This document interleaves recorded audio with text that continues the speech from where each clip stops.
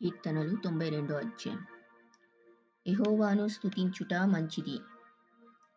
మహోన్నతుడా, నీ నామమును కీర్తించుట మంచిది. ఉదయమున నీ కృపను, ప్రతి రాత్రి నీ విశ్వాస్యతను 10 తంతుల స్వరమండలముతోనూ గంభీర ధ్వని గల సితారాతోనూ ప్రచురించుట మంచిది. ఎందుకనగా యెహోవా, నీ కార్యము చేత నీవు నన్ను సంతోషపరచుచున్నావు. నీ చేతి పనిని బట్టి నేను ఉత్సహించుచున్నాను.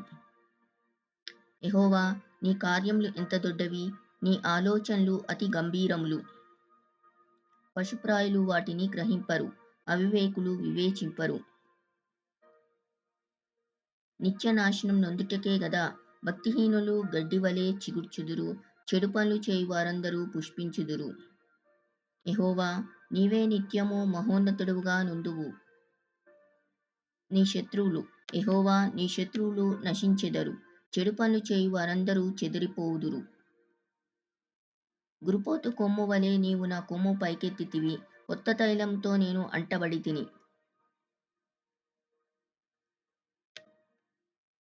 నా కొరకు పొంచిన వారి గతి నా కన్నులు ఆశతీరా చూచెను. నాకు విరోధంగా లేచిన దుష్టులకు సంభవించినది నా చెవులకు వినబడెను. నీతిమంతులు ఖర్జూర వృక్షం వలె మొవ్వవేయుదురు, లెబానోను మీది దేవదారు వృక్షం వలె వారు ఎదుగుదురు. యెహోవా మందిరంలో నాటబడిన వారై, వారు మన దేవుని ఆవరణములలో వర్ధిల్లుదురు. నాకు ఆశ్రయదుర్గమైన యెహోవా యథార్థవంతుడనియూ, ఆయన యందు ఏ చెడుతనము లేదనియూ ప్రసిద్ధి చేయుటకై వారు ముసలితనమందు ఇంకా చిగురు పెట్టుచుందురు, సారము కలిగి పచ్చగా నుందురు.